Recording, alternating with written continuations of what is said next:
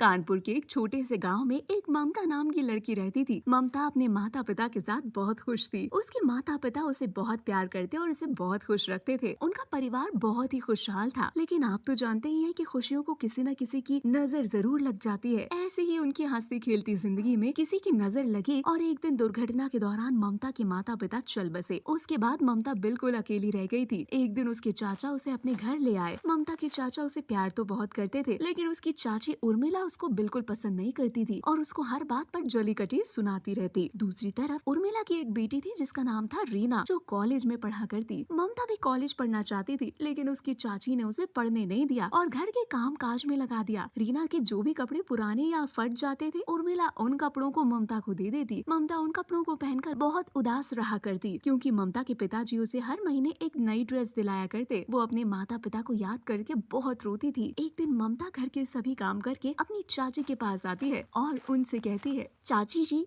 मेरे सभी कपड़े फटे पुराने हैं और जब से माँ और पिताजी गुजरे हैं तब से मेरे लिए एक नया कपड़ा नहीं आया और कल घर के अंदर पूजा है, क्या आप मुझे भी एक नई ड्रेस ला दोगी? ममता की चाची उस पर जोर जोर से हंसने लगती है और कहती है, हा हा हा, तूने अपनी शक्ल देखी है? तुझे लगता है मैं तेरे लिए कोई ड्रेस लेकर आऊंगी? जो मिल रहा है उसी में खुश रह, नहीं तो तुझे इस घर से बाहर निकाल दूंगी। समझ आई मेरी बात? चल अब जाकर मेरे लिए कुछ खाने को लेकर आ। ममता बहुत उदास हो जाती है और रोते रोते वहाँ से चली जाती है। कुछ देर में अपनी चाची को खाना ला कर देती है। उर्मिला सारा खाना खा लेती है और बचा कुचा ममता को पकड़ा देती है, ये ले, इसे खा ले और सुन, अपनी बेटी के साथ मैं बाजार जा रही हूँ उसको कपड़े दिलवाने और थोड़ा कल की पूजा के लिए भी सामान लेकर आना है। जब तक मैं घर पर आऊँ घर के सारे काम करके रखियो। ये कहकर अपनी बेटी के साथ वो बाजार चली जाती है और ममता बहुत दुखी और उदास हो जाती है और अपने कमरे में जाकर सो जाती है। शाम को जब उर्मिला वापस आती है तो उसकी बेटी रीना अपनी ड्रेस निकालकर ममता को दिखाती है, देख देख, मेरी माँ ने मुझे कितनी प्यारी और सुंदर ड्रेस दिलवाई। कल तो मैं पूजा में बहुत अच्छी लगूंगी। जब ये ड्रेस फटी पुरानी हो जाएगी तो तू ले लेना। वैसे भी तू तो मेरे सारे फटे पुराने कपड़े पहनती है ना, लेकिन इस ड्रेस को पहनने के लिए तुझे बहुत इंतजार करना पड़ेगा। ये कहकर वो जोर से हंसने लगती है। ममता अपनी बहन की बात सुनकर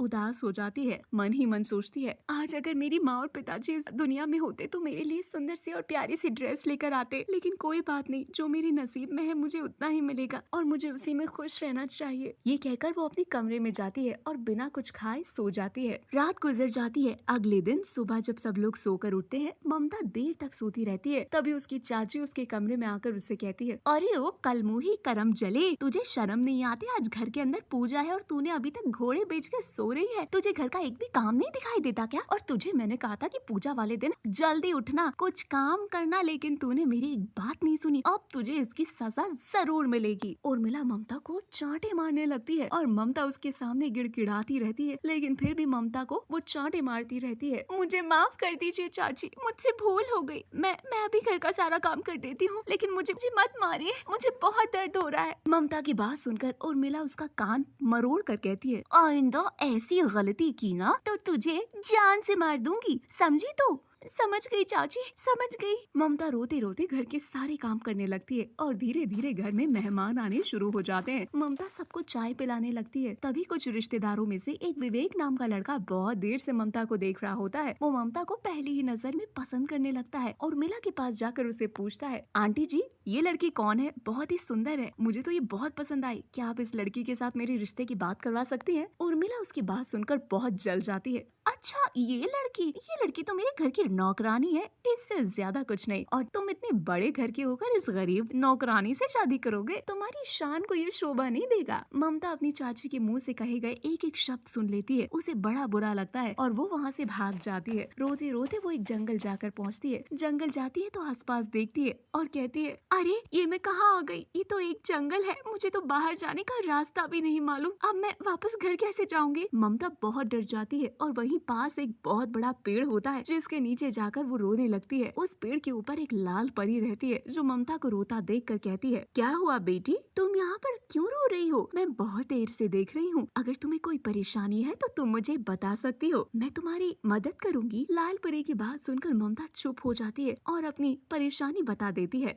और फिर मेरी चाची ने मुझे सबके सामने एक नौकरानी का दर्जा दिया, इसीलिए मैं वहाँ से भाग गई और रोते रोते यहाँ पहुँची। ये तो बहुत बुरा हुआ तुम्हारे साथ, लेकिन तुम चिंता मत करो, मैं तुम्हारी मदद करती हूँ। मुझे भगवान से वरदान मिला हुआ है, मैं लोगों की मदद करती हूँ जो भी संकट में होते हैं। मुझे उनकी मदद करना बहुत अच्छा लगता है। लाल परी अपनी जादुई छड़ी घुमाती है और एक लाल रंग की बहुत सुंदर ड्रेस बना देती है। वो लाल ड्रेस अंधेरे में भी चमक रही होती है, उसके ऊपर सुंदर हीरे के नग जड़े होते हैं। ड्रेस को देखकर ममता बहुत खुश होती है। ये कोई मामूली ड्रेस नहीं है ममता, इस ड्रेस को पहनने के बाद जो भी कोई तुम्हें देखेगा वो तुम्हें पसंद करने लगेगा और उसके दिल से तुम्हारे लिए नफरत हमेशा के लिए खत्म हो जाएगी। अब तुम घर जाओ और मेरा विश्वास है कि सब ठीक हो जाएगा। लेकिन मैं घर कैसे जाऊँ, मैं तो रास्ता भूल गई हूँ। अरे हाँ रुको, मैं तुम्हें रास्ता दिखाती हूँ। लाल परी अपनी जादू की छड़ी घुमाती है और जिस रास्ते से ममता को जाना होता है उस रास्ते पर सुंदर सुंदर फूल उग जाते हैं, जिन्हें देखकर ममता खुश हो जाती है और लाल परी का शुक्रिया अदा करती है। फिर ममता वहाँ से चली जाती है। जब वो वापस पूजा में आती है तो पूजा के सभी रिश्तेदार और उर्मिला की माँ और बहन रीना उसे देखती रह जाती हैं। तभी उस लाल ड्रेस में से एक रोशनी निकलती है। उसके बाद सब लोग ममता को बहुत पसंद करने लगते हैं। ममता की चाची की आँख खुल जाती है और उन्हें अपनी गलती का पता चल जाता है। वो ममता को गले से लगाकर उसे माफी मांगती है। मुझे माफ कर दो बेटी, मैंने तुम्हारे साथ बहुत गलत किया। आज मुझे मेरी गलती का एहसास हुआ है, लेकिन आज के बाद मैं ऐसा कभी नहीं करूंगी। आज से तुम मेरी बेटी हो, मैं तुम्हारा ख्याल बिल्कुल अपनी बेटी की तरह रखूंगी। ये बात सुनकर ममता बहुत खुश हो जाती है और उर्मिला ममता को तुरंत गले लगा लेती है और वहाँ पर मौजूद विवेक भी उसे प्रपोज करता है। ममता विवेक के प्रपोजल को मान लेती है और उससे शादी के लिए तैयार हो जाती है और उर्मिला उन दोनों की धूमधाम से शादी करवाती है। अब ममता शादी के बाद विवेक के साथ बहुत खुश रहती है। विवेक ममता की पढ़ाई का सपना भी पूरा कर देता है। ममता पढ़ लिख कर कलेक्टर बनती है और फिर वो अपनी चाची और चाचा की बहुत मदद करती है और उसकी चाची भी उसको बिल्कुल अपनी बेटी की तरह प्यार करने लगती है।